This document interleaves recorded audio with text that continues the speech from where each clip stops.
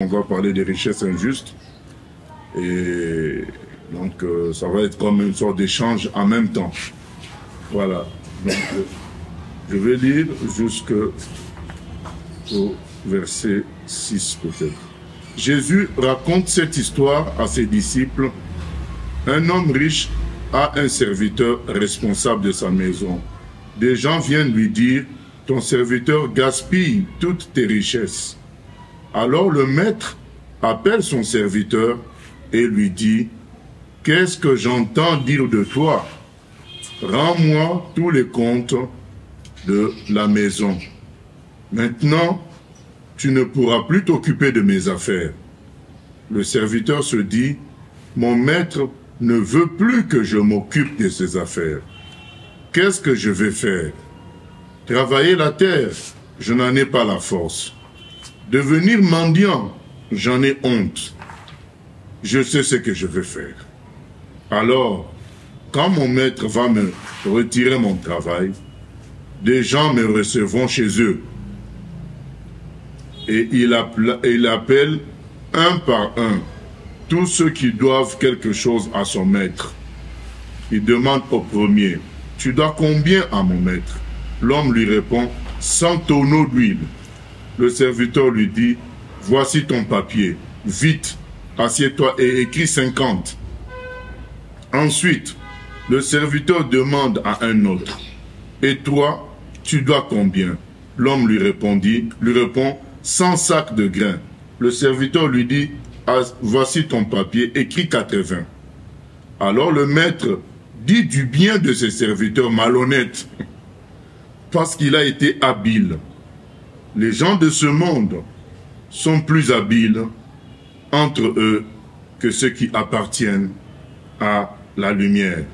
Donc ça c'est la première partie, il y aura une deuxième partie après. Commençons par la première partie. Donc, qu'est-ce qu'on remarque de ces serviteurs au début? C'est que, qu'est-ce qu'on remarque de ces serviteurs au début? C'est une question que je pose. Hein. Ceux qui devaient promettre. C'est pas ce qu'on dit. C'était un gérant. Mais qu'est-ce que on a remarqué de lui en tant que gérant?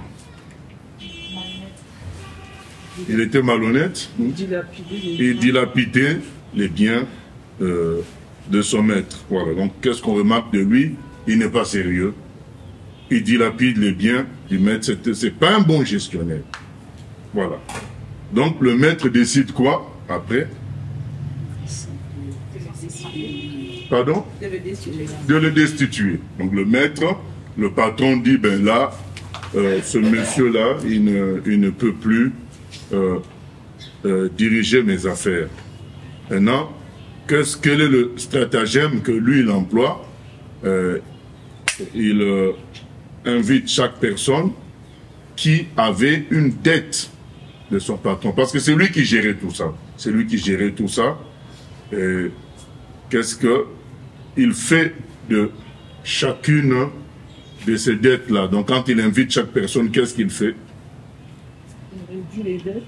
Il réduit. Donc il diminue les dettes de chaque débiteur de son patron.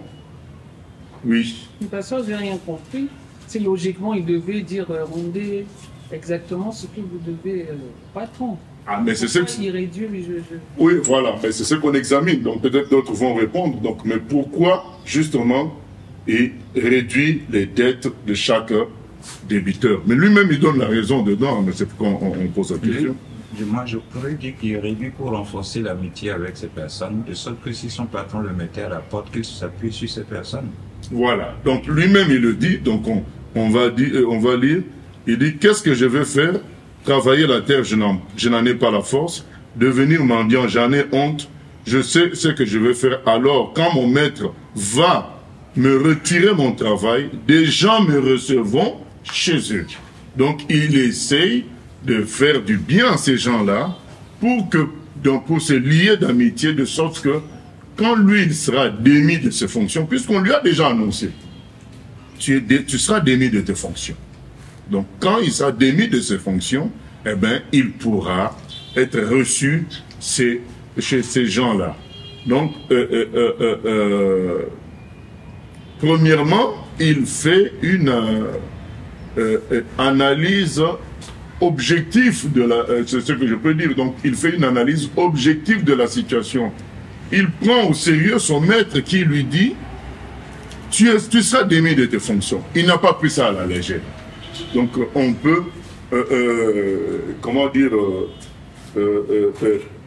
on peut reconnaître ça à ce monsieur, c'est que il sait analyser la situation. Une analyse claire et objective. C'est quoi cette analyse claire et objective? Ben, mes fonctions me seront ôtées. Voilà, donc c'est clair, il n'hésite pas là-dessus. C'est déjà un élément très important. C'est pourquoi, à partir de cette analyse-là, que mes fonctions seront ôtées, il décide de se lier d'amitié aux gens en leur réduisant à chacun sa dette vis-à-vis du patron et dit dans le but que plus tard, ils soient eux aussi gentils envers moi. Je suis gentil envers eux maintenant, et donc moi quand je n'aurai plus rien, ils seront gentils envers moi. Là, tu as reçu ta réponse. Oui, mais je trouve ça injuste.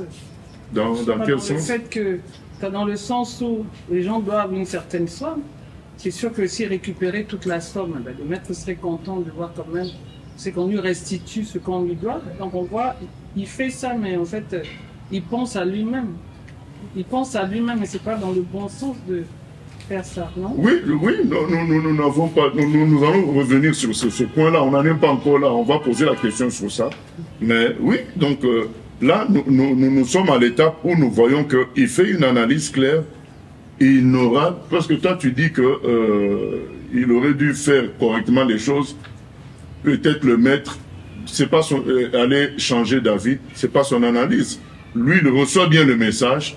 Tu ne géreras plus mes biens. Cette sentence-là, pour lui, elle est claire, elle est ferme. Donc, il prend son maître au sérieux, qui sera destitué. Voilà.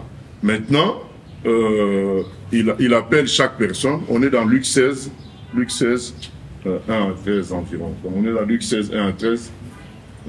L'histoire de l'économe infidèle, du gérant habile, tout ce qu'on veut, ou bien des richesses injustes. Voilà. Et finalement, la question, justement, tu as précédé la question, mais est-ce que c'est honnête ce qu'il a fait?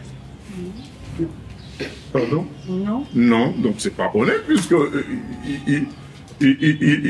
déjà qu'on lui reproche qu'il gaspille les biens du maître, là il vient encore diminuer la... Il s'enfonce dans ce qui fait de mal. Voilà, donc... Il désobéit en plus au maître encore. Ben oui, donc déjà qu'on lui reproche de ne pas bien gérer, là qu'est-ce qu'il fait? Il diminue encore la richesse du maître en diminuant les reçus de dettes. Voilà, c'est ça qu'il fait. Mais pourtant, alors que nous sommes tous d'accord sur le fait que ce qu'il fait est malhonnête, mais que dit que pense le propriétaire, le maître de lui, le patron de lui? Que pense le maître de lui? Il dit du bien de ce serviteur malhonnête. Donc en plus, quand on dit ce serviteur malhonnête, on montre bien que le maître a conscience qu'il est malhonnête, voilà, mais qu'il le loue quand même pour, qu'il est admiratif de l'idée qu'il a eue de se mettre bien avec les autres pour préparer son avenir. Voilà. Donc, oui. Mais pourquoi le maître le loue?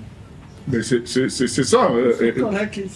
Elle a donné la réponse. Donc, le maître le loue. Donc, le maître reconnaît qu'il est malhonnête. Donc, sur ce point-là, nous tous nous sommes d'accord. Ce serviteur-là, il est malhonnête. Le maître le reconnaît. Jusqu'au point qu'il va être chassé. Lui, il diminue encore les dettes des gens. Donc, il est malhonnête.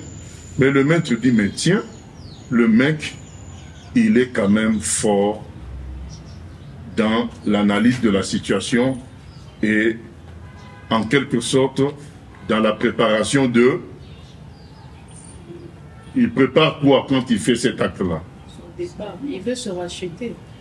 Ah non, il s'est enfoncé, puisqu'il a diminué les dettes du maître, des débiteurs du maître. Donc il a mis encore le maître en situation difficile. Donc il prépare quoi quand il fait... Il veut se soulager lui-même. Il prépare son avenir. C'est écrit qu'il fait ça dans le but que plus tard, ces gens-là soient gentils envers lui. Donc tout est dans le texte. Donc les questions que je veux poser ont toutes les réponses dans le texte. Donc il ne faut pas penser à autre chose. Il faut que lire dans le texte pour voir les réponses.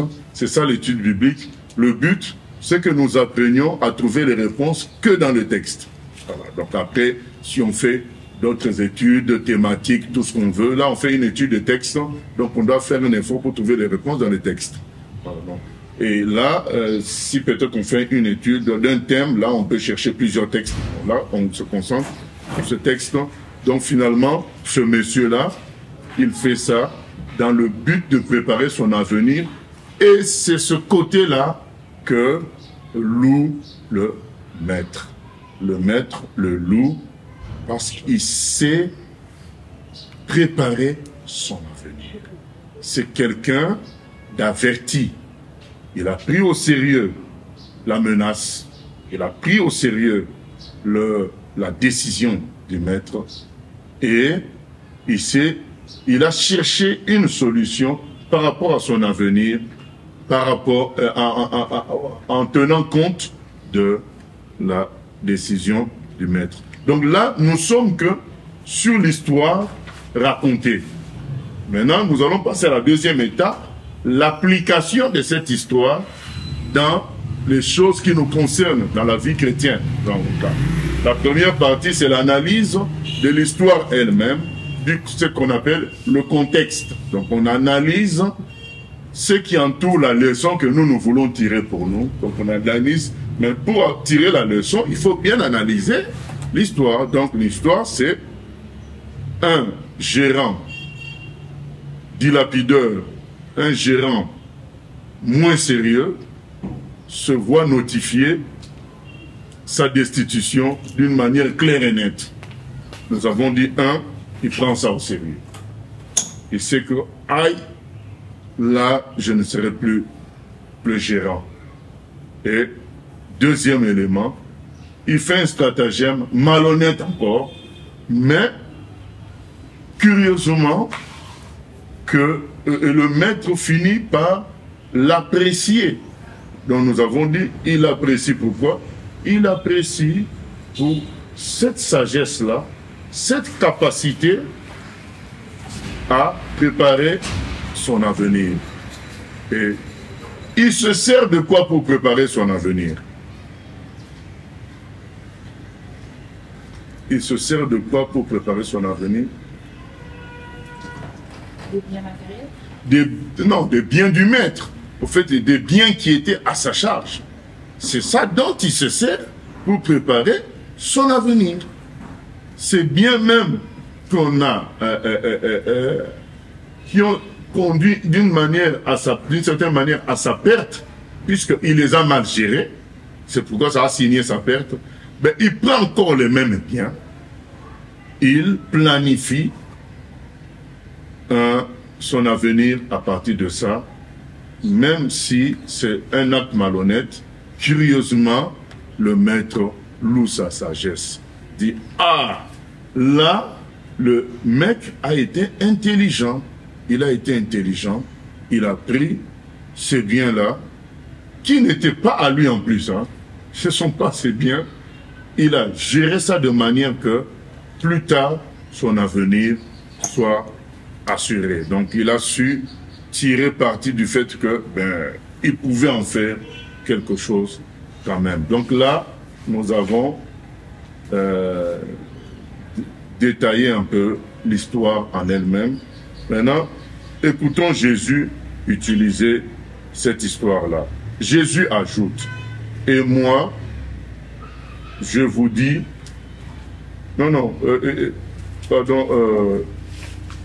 il y a une leçon que Jésus cite avant d'arriver au verset 9, dans le verset 8, il y a une partie qui concerne ce qu'on vient de faire, hein, le détail de tout ce qu'on vient de faire. C'est une partie. Dans le verset 8, il y a « Alors le maître dit du bien de ce serviteur malhonnête, parce qu'il a été habile. » Donc c'est ça qui fait notre étonnement. Tiens, quelqu'un qui t'escroque, mais tu le loues quand même. Tu trouves que il est malin, il est intelligent, mais il sait planifier son avenir. Il sait analyser objectivement la situation et prendre la décision qu'il faut. C'est ça que ce maître loue. Maintenant, toujours dans cette partie-là, il y a quelque chose normalement dans la façon, si c'est nous qui devrions, et puisqu'il faut savoir que la Bible, avant, ne comportait pas les versets qu'on a là, 8, 5, 9, tout ça, les chapitres, ça n'existait pas, c'est un texte uni. Voilà. Par exemple, si c'est nous à nous, que l'on avait chargé de faire ce qu'on appelle la versification, mettre les versets, nous pensons que la deuxième partie du 8 aurait dû faire partie d'un autre verset. Voilà. Puisque c'est une autre idée qui commence, on passe à l'application de l'histoire qui est racontée. Donc dans le verset 8, la deuxième partie, ça dit « Les gens de ce monde sont plus habiles entre eux que ceux qui appartiennent à la lumière. » Donc Jésus, puisque on pourrait se poser la question, mais comment Jésus, qui est saint, qui est pur, va utiliser l'exemple d'un homme malhonnête? Voilà, c'est ça la question qu'on pourrait se poser. Comment Jésus, qui est pur, qui est saint, va utiliser l'exemple d'un homme malhonnête? Eh bien, Jésus nous répondra, mais il n'y a pas que moi. Son propre maître là qui a été escroqué, il a reconnu la sagesse de ce monsieur-là. Et ce qui se résume en quoi? C'est que il a l'analyse objective de la situation et il prend les mesures qu'il faut pour assurer son avenir. Donc, que ce soit Jésus, que ce soit le maître, il loue ce monsieur-là, pas pour son malhonnêteté, donc il ne faut pas se méprendre, aller faire des escroqueries. Hein. Donc, il loue ce monsieur pour sa capacité à analyser la situation et à prendre les mesures qu'il faut pour la suite. Qu'est-ce que nous pouvons dire de ça par rapport aux gens qu'on appelle chrétiens ou même aux humains de notre époque? Parce que Jésus dit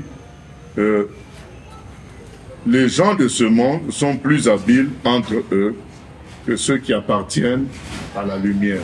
Donc qu'est-ce qu'on peut dire des gens du monde par rapport aux expériences que nous avons pour confirmer ce qu'on vient de lire comme enseignement de Jésus, en disant les gens de ce monde sont plus habiles, sont plus intelligents entre eux que les gens, les chrétiens, donc les gens de la lumière, les enfants de Dieu, par rapport aux choses éternelles. Voilà. Donc, est-ce que nous pouvons donner peut-être des exemples pour montrer que, tiens, regardez là, les gens du monde font preuve d'intelligence, de sagesse, d'analyse, de bonne analyse objective des situations et de bonne planification. Et là, voilà, par quelques exemples, tel exemple, les chrétiens déçoivent.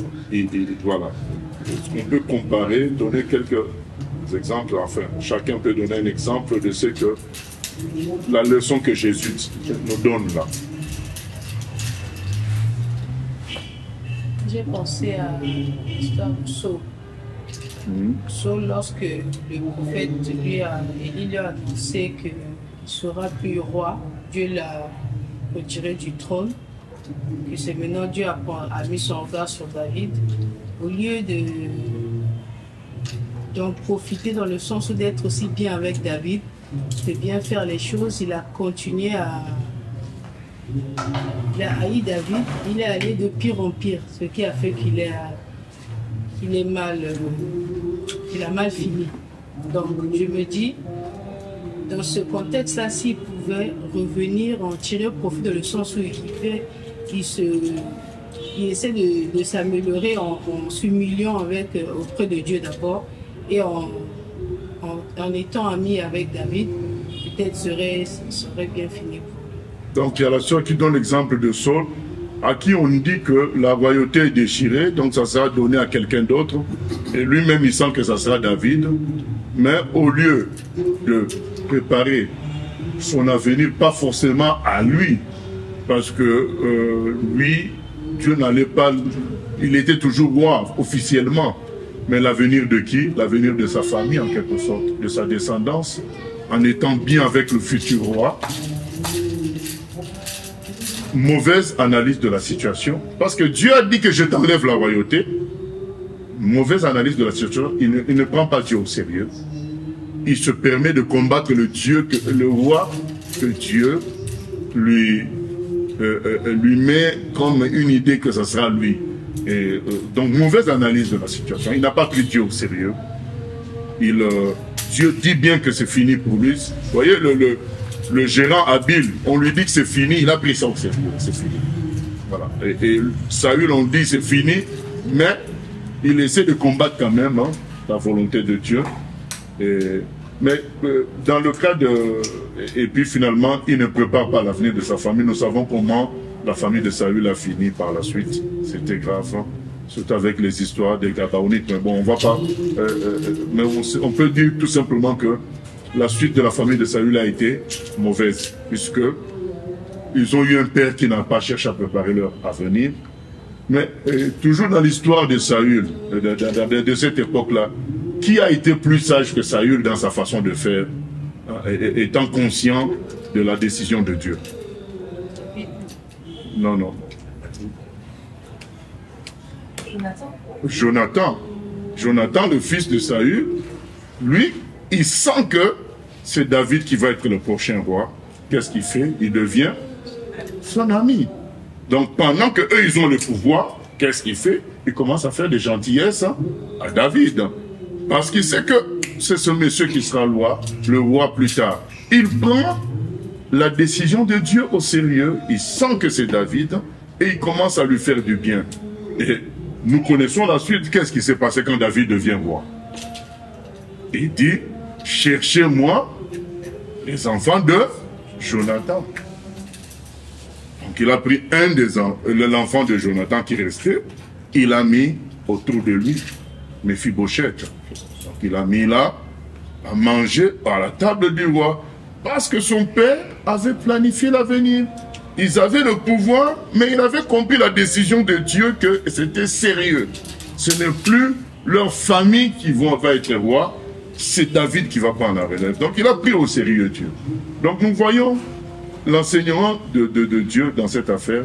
Il veut nous dire, les gens du monde sont sérieux dans l'analyse de la situation. Mais là, tu n'as pas donné l'exemple des gens du monde. Tu es directement passé aux gens de Dieu.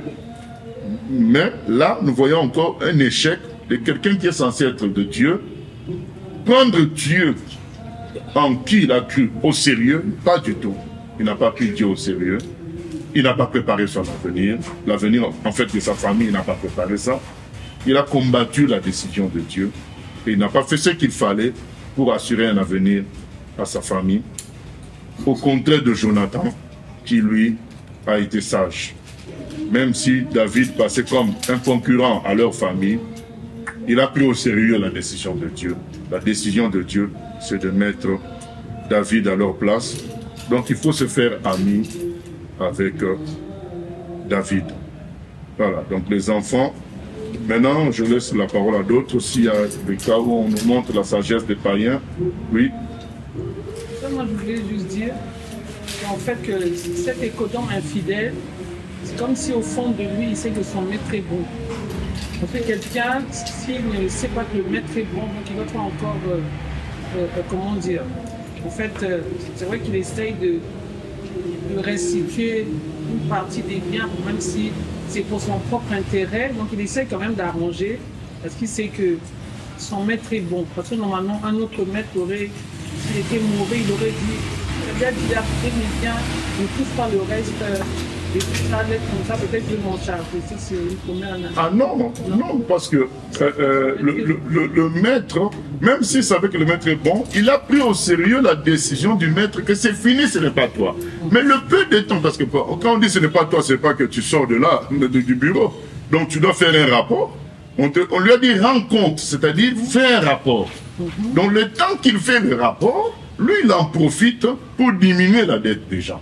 Voilà, donc ce n'est pas que c'est par la bonté du maître, ce sont des procédures. Donc le maître est bon, c'est vrai, il n'a pas envoyé en prison pour la mauvaise gestion. Sa sanction c'est que c'est fini, tu ne seras plus le chef. Donc tu ne géreras plus mes biens. Pendant que lui, on lui laisse le temps de faire le rapport, il en profite. Donc au fait, son acte de diminuer les dettes allait faire partie de tout ce qu'on lui a reproché déjà avant. Tu ne sais pas gérer, tu as dilapidé mes biens. Voilà, donc il en profite pour faire s'enfoncer son rapport, mais au moins que ça lui serve pour la suite. Et puis je veux dire, c'est vrai que les chrétiens, enfin je ne sais pas si c'est la bonne analyse, les chrétiens on sait que Dieu est bon. Comment dire, même par rapport à Dieu est bon, c'est dans le Seigneur qu'on a notre avenir et tout, mais des fois les chrétiens résistent aussi au Seigneur. Oui, mais soyons, voilà, jusque-là, on ne donne pas des exemples des païens, parce que Jésus dit, les gens de ce monde sont habiles entre eux. Donc il a pris cette histoire-là pour dire, mais regardez l'intelligence des gens dans leurs relations dans le monde. Mais vous, maintenant, dans les choses de Dieu, pourquoi vous êtes moins sage qu'eux? C'est pas logique. Voilà. Donc, est-ce qu'on peut donner des exemples de... Là, il y a un exemple qui nous est donné, mais cherchons des exemples où on voit que les gens du monde ont une capacité à analyser objectivement la situation et préparer leur avenir. Alors que les gens de l'Église, de ceux qui sont, qu'on appelle enfants de Dieu, sont zéro de ce côté-là. Moi, j'ai deux exemples de gens que j'ai bien connus ici. Il y a un qui est un grand homme d'affaires. Et j'étais chez lui un jour quand quelqu'un lui a téléphoné pour dire, écoute, les pneus de mon véhicule sont usés. Je n'ai plus le carburant aussi. C'est un ancien ministre, il n'est plus aux affaires. Et il appelle lui pour lui dire qu'il n'a pas de carburant. Qu'il n'a plus le véhicule a les pneus usés. Et quand lui il a raccroché le téléphone, il dit, Gilbert, je souffre. On gère les gens de pouvoir, on gère les gens qui ne sont plus au pouvoir. Et moi je lui pose la question, est-ce que tu es obligé de gérer ceux d'hier? Il dit, on fonctionne comme ça quand le pouvoir bascule. Si tu les as méprisés quand les autres étaient aux affaires, tes affaires sont mortes. Donc quand ils te téléphonent pour demander quelque chose, ce que tu as eu de ceux qui sont aux affaires, tu enlèves un peu, tu leur donnes. Non. Dès que le pouvoir bascule comme ça, quand ils reviennent, comme vous êtes ensemble, tu ne rentres pas dans les affaires politiques. Mais quand ils te demandent quelque chose, ce que tu as eu sur les affaires que tu gères actuellement avec les autres, donne-leur un peu. Quand ils reviennent, ils te ramènent, ils renforcent tes affaires. Voilà. J'ai vu cette capacité d'analyse là qui m'a interrogé. Il dit, mais je fonctionne comme ça depuis des années. Je ne suis ennemi de personne. Et des gens qui sont au pouvoir, des gens qui y étaient hier, qui sont passés de l'autre côté. Il se dit, attention, ils peuvent revenir. C'est ce qu'il m'a dit. Je dois préparer mon avenir. Exactement. On ne sait jamais. Soyons gentils avec ce que j'ai pris là. Oui. Peut-être un peu malhonnêtement avec ceux-là de présent.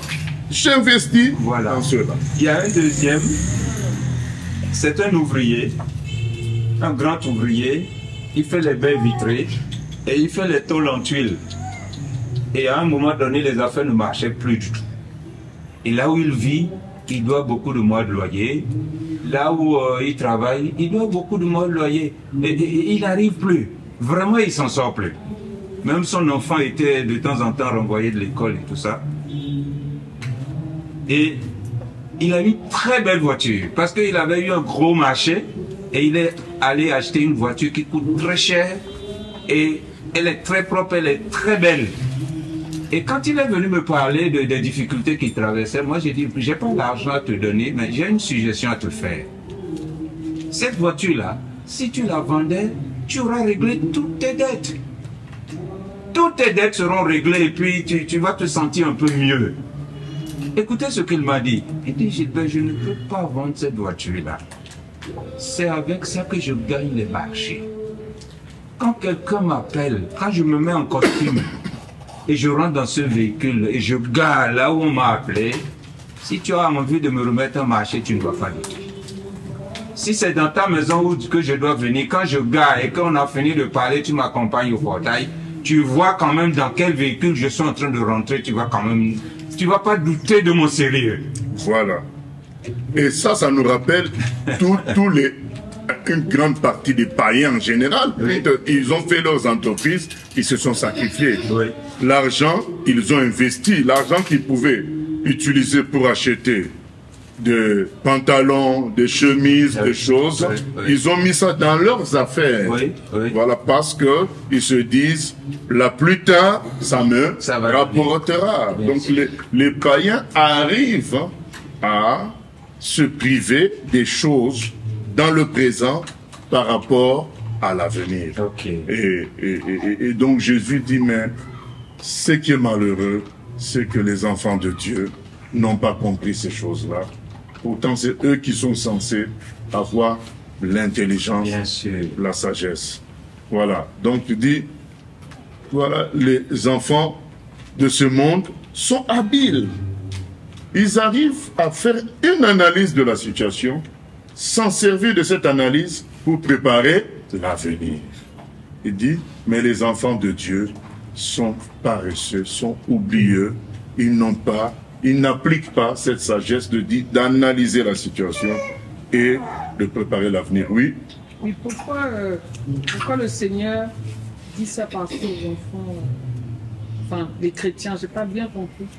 Parce que d'un côté, il loue, c'est vrai, celui qui est malhonnête, qui a quand même compris, qui analyse la situation. Mais en quoi les enfants de Dieu n'arrivent pas à le faire? C'est une question. Non, mais c'est ça notre partage. Moi, c'est moi qui vous ai posé cette question. Donnez-nous des exemples. Mais je comprends pas pourquoi il dit ça. Mais non, il a raison. Donnez-nous des exemples de comportements des chrétiens où on se dit, mais attendez, mais je ne veux pas donner la réponse. Voilà, vas-y. Par exemple, les chrétiens qui veulent garder pour aujourd'hui, ils veulent pas mettre leurs biens, leurs enfants, tout ce qu'ils ont au service de Dieu. Quand on veut prendre pour l'œuvre de Dieu, ils retiennent, il ne faut pas toucher, sans se rendre compte que, mais en fait, si tu donnes, tu prépares ton avenir après et déjà dans le ciel, parce que tu auras été obéissant, tu seras félicité. Et même sur la terre, puisqu'il y a un verset qui dit ce que tu sèmes, on récolte ce qu'on sème. Donc eux, ils s'accrochent aux choses du jour J, sans avoir ni l'intelligence de penser à l'avenir, ni l'intelligence même de penser qu'en plus, eux, ils ont Dieu, donc ils devraient doublement... Par exemple, tout simplement, voilà, donc l'éducation des enfants. Ça peut être dur d'éduquer selon la Bible, selon la vérité. C'est parfois des combats, des luttes. Mais au moins, plus tard, cet enfant, la Proverbe 22:6, instruit l'enfant selon la voie qu'il doit suivre. Plus tard, il ne s'en détournera pas. Donc il y a des chrétiens, au lieu d'éduquer leurs enfants selon la Bible, négligence, l'enfant devient une poupée. Tout ça pour chercher la paix, la tranquillité dans la vie, dans la maison. Sauf que cet enfant, plus tard, il va te poser des problèmes toute ta vie. Même quand il a 50 ans, il va continuer toujours à te poser des problèmes. Alors que si tu avais accepté de souffrir un peu au début, dans son éducation, de l'éduquer selon les bonnes bases, déjà à 25 ans, il commence à te rapporter une voiture, à te ramener une famille qu'il a déjà conçue dans la tranquillité, dans la droiture. Voilà, donc tu es soulagé, tu as un enfant qui est responsable parce que tu as souffert, tu as su investir à un moment donné. Donc voilà un exemple. C'est pourquoi Jésus dit, mais les enfants de lumière ne sont pas sages comme les enfants de ténèbres, de ce monde. Nous passons à la suite. Jésus ajoute, et moi je vous dis, faites-vous des amis avec l'argent trompeur, donc avec les richesses injustes dans vos versions, l'argent trompeur. Ainsi, quand l'argent n'existera plus, Dieu vous recevra dans sa maison pour toujours. Voilà, pour toujours. Mais on aurait pu continuer à l'autre partie, mais je ne sais pas si on aura le temps, mais développons maintenant cette partie encore, où il dit, ben, faites-vous des amis avec les richesses injustes, afin qu'ils vous reçoivent dans les tabernacles éternels, dans les maisons éternelles. Il compare, voilà, j'ai déjà donné la réponse, il compare, quand on prend les deux histoires, tabernacle remplace quoi dans l'autre histoire? Non, dans l'autre histoire, il y a un autre terme qu'on utilise. Quand le monsieur, il donne, il réduit les dettes des gens, c'est pour qu'ils les reçoivent où? Voilà, dans leur maison à eux. Voilà, donc là maintenant il dit, faites-vous des amis avec les richesses injustes, afin que plus tard, ils vous reçoivent dans les tabernacles, tabernacle c'est maison, tabernacle éternel, dans des maisons éternelles. Voilà. Donc, finalement, Jésus, qu'est-ce que il nous dit là maintenant clairement, il donne sa pensée. Il donne sa pensée clairement. L'ironie. Pardon? L'ironie. Non, qu'est-ce qu'il nous dit clairement? Quel est le langage qu'il utilise? Qu'est-ce qu'il veut nous dire? Il nous dit clairement, d'une manière concrète. Voilà. Cherchez pour moi le royaume des cieux. Et vous aurez le reste par-dessus tout. Oui, mais nous voulons du concret. Nous voulons du concret. Qu'est-ce qu'il nous dit maintenant clairement dans le concret? Là, tu as cité encore un autre verset. Oui.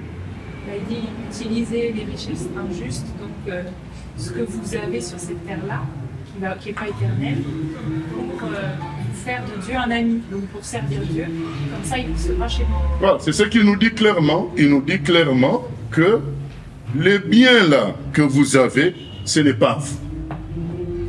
Ce n'est pas vos biens. Ce sont les biens, que ce soit l'intelligence que tu as, le corps que tu as, la famille dans laquelle tu es tombé. Peut-être tu es tombé dans la famille d'un roi. Tout ça, ça ne vient pas de toi, parce que tu ne les as jamais fabriqués. C'est moi qui t'ai mis dans cette situation. Le fait que tu étudies, tu es bac plus 20, c'est moi. Parce que si je n'avais pas voulu, tu serais mort d'un accident. Donc, tous ces biens-là que tu as, eh bien, utilise ça pour Dieu. Comme ça, tu fais de Dieu ton ami qui, lui, va te recevoir éternellement.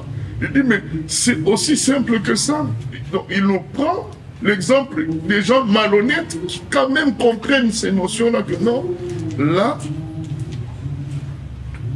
je réduis la dette des gens, comme ça plus tard, ils vont me recevoir dans leur maison. Et il dit, mais vous les chrétiens, utilisez les richesses qui ne vous appartiennent pas, parce que si on doit faire la comparaison avec ce que Jésus dit et l'histoire qu'il a donnée au début. Dans l'histoire qu'il a donnée au début, le bien que dilapidait le monsieur, c'était pas ses biens, hein, c'était le bien du patron. Le bien que nous avons, l'intelligence, la beauté, la famille riche, tout ce que nous avons là, certains sont nés aussi dans des pays, dans des bons pays. Si tu nais dans le pays de Brunei, à Singapour, si tu as cette nationalité-là, tu as des avantages formidables. Eh bien, tout ça, ce sont des biens qui ne sont pas à toi, c'est Dieu qui te les a donnés. Le souffle de vie, mais utilisez ça pour faire de Dieu votre ami. Voilà. Je voulais aussi ajouter que j'ai constaté que devant les choses de Dieu, beaucoup de chrétiens ne sont pas du tout sérieux. Ils ne sont pas du tout sérieux et ils ne mesurent pas, c'est-à-dire qu'ils ne se rendent pas compte de...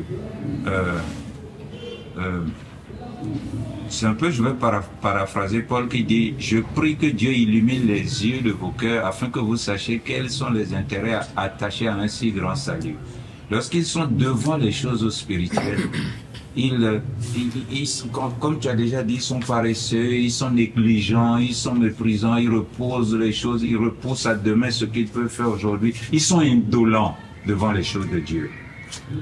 Mais quand c'est dans les affaires, ils se déchaînent. Or, c'est l'inverse qui devrait se faire. C'est-à-dire qu'on devrait mettre Dieu au premier rang. Je donne un exemple très simple. Il y a un chef d'entreprise qui est allé se plaindre à un pasteur un jour. C'est d'abord le pasteur qui l'a rencontré pour lui dire, tu as un frère ici qui n'a pas de boulot, je voudrais vraiment que tu fasses quelque chose pour lui. Dès qu'il y a une petite place quelque part chez toi, ne manque pas de le prendre. Et le directeur a dit au pasteur, je veux voir s'il y a une possibilité. Et dès qu'il y a eu la possibilité, il est venu dire au pasteur, est-ce que vous pouvez me l'appeler après le culte dimanche? Eh bien, le pasteur a appelé le jeune et ils ont fait une petite réunion et il l'a confié au chef d'entreprise. Et le chef d'entreprise l'a pris. Mais le monsieur a regretté pourquoi il a pris ce frère-là là-bas. Parce que lui, il passe tout son temps à bavarder, à parler de Dieu dans chaque coin de l'entreprise. Et quand le patron vient, il veut le saluer comme il le salue à l'église. Quand il veut le voir, il veut lui faire les coups de tête comme et tout ça. Quand il veut le voir, il ne veut pas passer par le secrétariat et s'annoncer, il veut passer par l'autre porte directement et tout ça.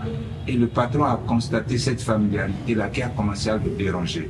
Et il ne sachant pas comment le lui dire directement, il est revenu au pasteur, il dit, ah, pasteur, aidez-moi, faites quelque chose vraiment. Le frère que vous m'aviez confié là, je croyais qu'il serait très discret, qu'on ne se connaît même pas, ou bien qu'on n'a pas de rapport d'église ou de frère, je ne sais pas quoi. Il laisse même le boulot pour parler de Dieu et son patron se plaint, son chef hiérarchique vient se plaindre constamment. Moi, je crois que c'est quand même manquer de capacité de discernement. On mélange tout. On mélange frères et sœurs, on mélange avec le travail. Or, ceux qui sont païens dans l'entreprise, le patron les apprécie. Il dit, moi, je ne les vois pas faire des choses comme ça parce qu'ils savent qu'il y a des sanctions. Mais lui, directement, comme il est venu par moi, je croyais qu'il allait s'isoler, il fait bien son travail, qu'on ne sache même pas qu'on a de rapport, qu'on se rencontre même les dimanches à l'église. Donc ce frère-là, en quelque sorte, a un problème d'analyse objective. Oui, oui. Donc il ne prend pas la sanction possible au sérieux. Donc pour lui, c'est mon frère, et c'est ce qui arrive à tous les chrétiens qui finissent par s'habituer à Dieu. Dieu devient comme un copain. Dieu, il est écrit ceci, mais bon. On prêche telle chose, mais bon. Dieu devient comme un copain. Il n'y a plus l'analyse objective que c'est le Dieu Tout-Puissant qui a fait les yeux et la terre qui parle dans cette Bible. Il n'y a plus ça. Alors que le païen, lui, prend au sérieux, c'est le boss qui arrive. C'est pas la même chose. Voilà. Donc c'est important. Maintenant, dans le dernier verset qu'on a, le dernier verset qu'on a lu, qu'est-ce que Jésus utilise comme terme pour appuyer, nous aider davantage à utiliser les richesses, l'argent, revenons sur un terme général, c'est mieux les richesses, pour se faire des amis dans les tabernacles éternels. Il emploie un terme, c'est ce qu'on va utiliser et analyser comme terme. Il emploie quel terme? Pour nous pousser davantage, il emploie un terme oui, injuste. Voilà, trompeur dans la version que j'ai lue, l'argent trompeur, dans ta version, c'est richesse injuste. Donc il dit, il montre déjà, il les appelle des richesses, mais il dit attention, ce sont des richesses injustes. Donc davantage, il faut faire quoi des richesses injustes? S'en débarrasser parce que c'est injuste. Donc au fait, il veut nous aider davantage à aller dans son sens. Donc de pouvoir utiliser ces richesses pour lui, de s'en débarrasser en quelque sorte. Il dit elles sont injustes. Alors, que chacun dise en quoi les richesses de la terre, ton intelligence, ta force, ta beauté, ton argent, ça peut être injuste en quoi. C'est que ça peut te détruire. Ça peut te détruire. Oui. Un exemple. Te pousser à l'orgueil. Voilà, donc ça te pousse à l'orgueil. Par exemple, tu es beau, ça te pousse à l'orgueil. Et cet orgueil-là va aller jusqu'à la destruction un jour. Voilà. Donc, qu'est-ce que ça peut être un côté injuste de ces richesses aussi? Oui. Ça dure pas. Ça ne dure pas. Voilà. Donc, ça peut te décevoir parce que ça ne dure pas. Un exemple simple, c'est la jeunesse. Ça ne dure pas. Donc, nous avons encore des souvenirs des choses qu'on a vécues à l'âge de 10 ans. C'est passé très vite. Donc, du fait de sorte qu'on en a encore des souvenirs. Donc, ça veut dire, si notre mémoire a gardé ça, ça parce que pour nous, c'est passé vite finalement. Donc, ça ne dure pas. En quoi ça peut être injuste aussi? Comme elle a dit que ça ne dure pas, ça me rappelle Ecclésiaste 12, le verset 1. Souviens-toi de ton Créateur pendant que tu es encore jeune, avant que n'arrivent les jours difficiles. Donc quand on est jeune et puis on ne s'y accroche pas, c'est vrai que c'est Dieu qui appelle, mais c'est réjouissant pour les gens qui ont connu le Seigneur jeune, quoi. Parce que quand on devient vieux ou âgé un peu, on se laisse aller. On n'a pas envie de prendre les choses au sérieux, on ne croit pas trop, c'est un peu difficile quand même. Donc ça ne dure pas, en fin de compte c'est temporaire, c'est éphémère. Voilà. Mais maintenant, si quelqu'un dit, mais attendez, où est le mal de temps à autre, alors que j'ai beaucoup d'argent, de prendre, de me réjouir, de m'éclater avec ça? En quoi c'est mauvais, en quoi c'est voilà, en quoi les richesses là deviennent injustes? J'ai beaucoup d'argent, je m'éclate, je vais dans les restaurants, je mange ce que je veux, voilà. Où est le mal dans ça? Oui. On doit bien les gérer. Et puis c'est pas à nous. Oui, mais le mal prend tout. Parce que nous, Jésus les a appelés des richesses injustes. C'est que quelque part, ça va c'est pas bon pour toi d'une certaine manière. Pas gaspiller. Oui, non. Quel effet négatif ça te fait pour qu'on l'appelle richesse injuste?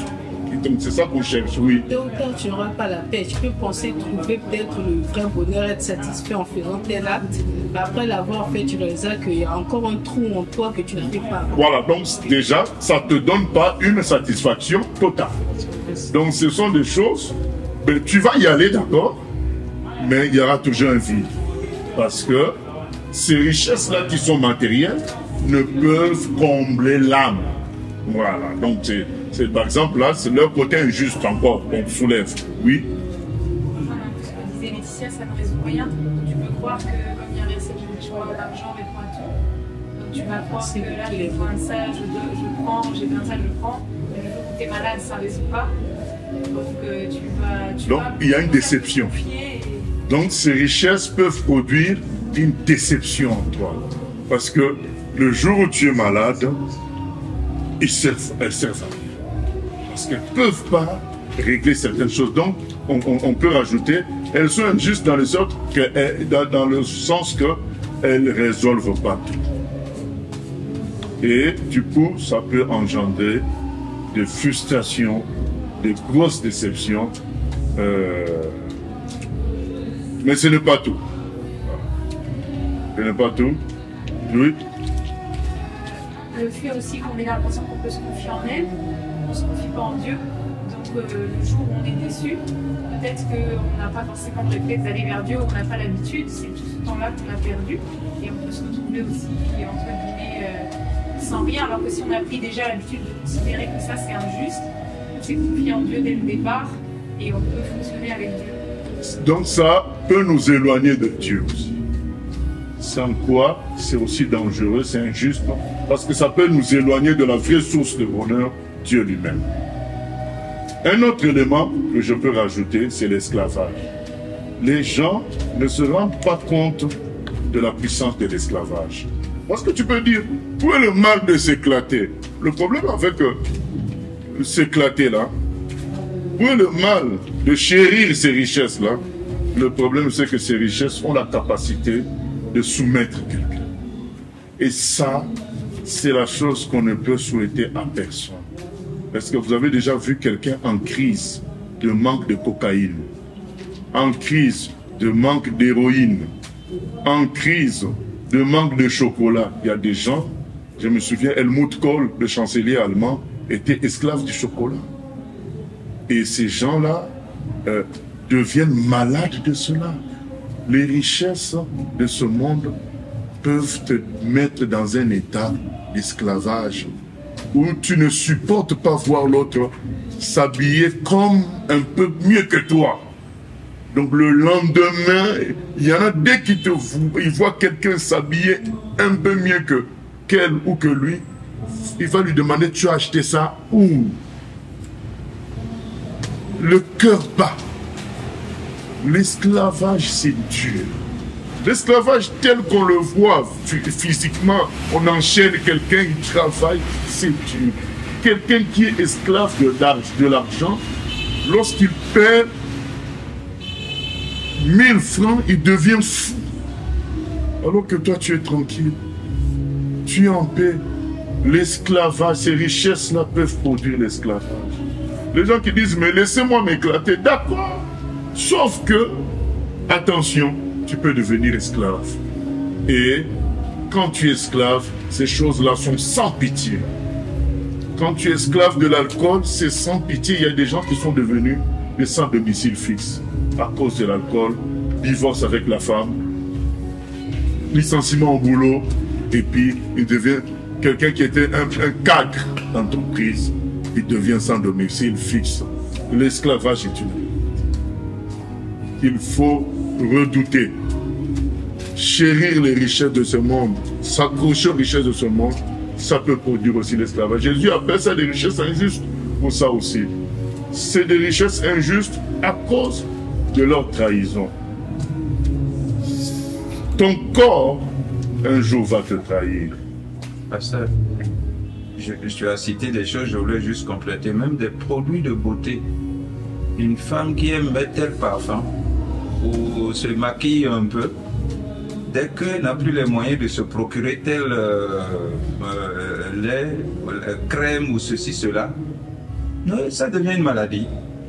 Et ça lui crée tellement de problèmes parce que son parfum est terminé, elle va plus exhaler la même odeur en passant à côté des gens.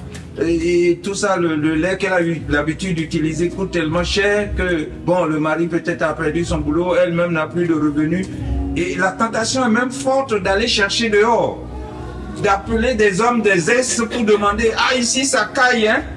Ici vraiment, si tu peux, à cause de ce lait-là, c'est pas pour les médicaments, mais c'est pour ce lait. L'esclavage. L'esclavage. Donc la personne, quand quelqu'un est esclave, il se contrôle plus. C'est la chose là qu'il veut. Et ça, c'est... Attention à dire, mais où est le mal? Où est le mal? C'est que quand tu chéris ces choses-là vont te soumettre. Et il y a la trahison. La trahison, c'est quand tu as fait confiance en quelqu'un et que la personne ne répond pas. Donc un jour, tu veux te lever, les jambes ne répondent pas. C'est comme une trahison, un déchirement. Un jour, tu te rends compte que ton mari te trompe, ta femme te trompe. Ça déchire. Un jour, tu te retrouves dans l'hospice des vieillards parce que tes enfants te considèrent comme une charge. Ils t'abandonnent. Trahison.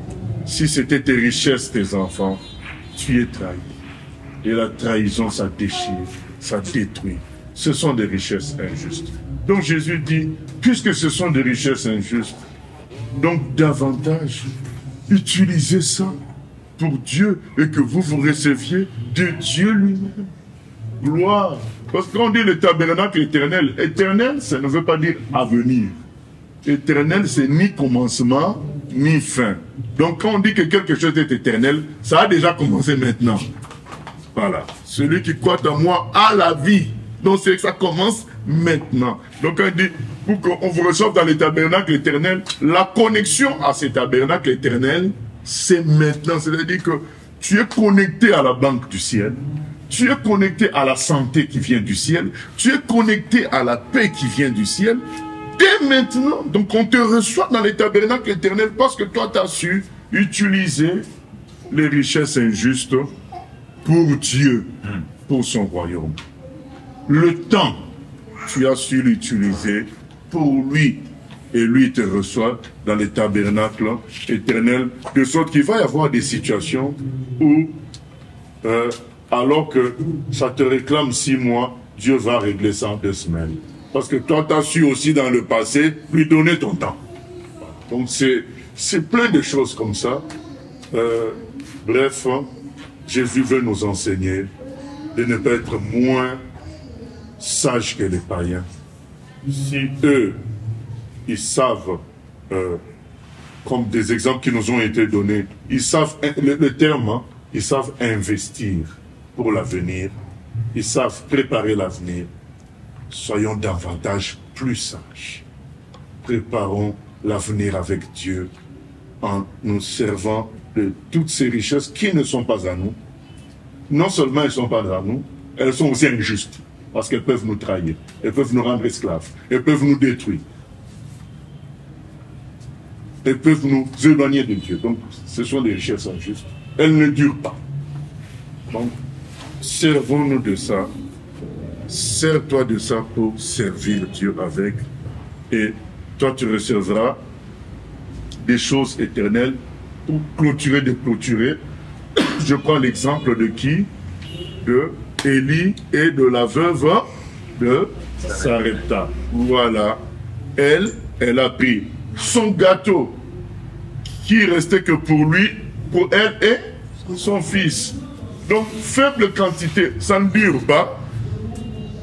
Si tu sens que elle a dit après qu'on aille manger, nous mourrons. Donc, c'est que ça ne résout pas mes problèmes.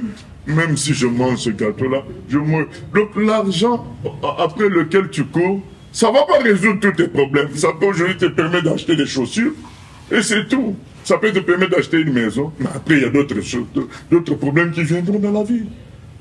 Pourquoi les milliardaires cherchent toujours à s'enrichir? Parce qu'ils ont aussi des problèmes qui demandent toujours, qui veulent toujours s'enrichir. Donc, qu'est-ce qu'elle fait? Elle prend le gâteau là, le peu là qui restait pour elle et son fils, elle donne à Dieu à travers Élie. Et en échange, qu'est-ce qui s'est passé? Son pot n'a jamais plus tari de farine. Amen. Voyez? Amen. Donc, et ça, dès le présent, jusque dans l'éternité. Bien aimé, que personne ne nous trompe. Que personne ne nous trompe. Dieu ne sera jamais le débiteur de quelqu'un. Ce que tu fais pour lui, tu récolteras. Quelqu'un dira, oui, mais j'ai fait, je n'ai pas récolté. Il faut persévérer. Dieu est fidèle. Parfois, il veut examiner le fond de nos cœurs. Dieu prépare des grandes choses. Le résumé de cette parabole, c'est quoi? C'est que Dieu prépare des postes et de grandes choses pour ses enfants.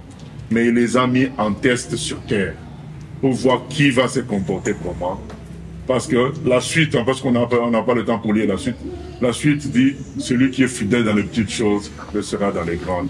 La terre est pour nous un test où Dieu voit notre fidélité dans les richesses injustes. En fonction de ça, le ciel, même si ça sera le ciel pour nous tous, il ne sera pas à la même dimension pour nous tous. Certains auront de plus grandes responsabilités, de larges contrées à diriger, à faire, de larges choses à faire, et d'autres peu en fonction de leur attachement à Dieu dans le lieu de test. La terre n'est qu'un test, un lieu de sélection pour de futures responsabilités. C'est ce que nous devons comprendre. Pensons à ces futures responsabilités-là au lieu de nous concentrer sur ces richesses injustes sur terre. C'est pourquoi vous écoutez certains commandements. On te prend un manteau, tu donnes l'autre. Parce qu'il veut nous connecter aux richesses éternelles. Il dit, mais ce manteau-là va te... Laisse à la personne qui veut prendre, laisse. On t'escroque, laisse. Moi, je te donnerai des choses éternelles. Voilà, que Dieu nous aide au nom de Jésus. Nous allons prier. Et chacun priera comme ça vient dans son cœur. Seigneur, oh Papa, nous prions que tu nous aides, Père éternel, à nous attacher à toi. Et désormais, que nous réalisions combien ce à quoi nous nous approchons, c'est vraiment une perte de temps. Que nous puissions comprendre combien investir pour ton royaume est grand investir notre temps, investir notre force, investir nos biens, investir notre sourire, investir notre jeunesse, investir notre pardon, investir nos enfants, investir nos femmes, investir nos maris. Combien, quand nous faisons tout cela, nous nous construisons des amitiés éternelles dont les effets commencent dès maintenant, Seigneur. Oh, Papa, aide-nous à saisir. Et surtout, Seigneur, ça nous fait honte d'être moins sages que les gens de ce monde. Nous voulons que la tendance soit inversée, que nous puissions nous donner à fond, comme nous voyons des sportifs se donner à fond pour satisfaire leurs fanatiques, Seigneur. Merci pour ce temps d'études bibliques. Nous te confions la suite. Transforme nos vies, Papa, au nom de Jésus. Amen. Gloire à Dieu.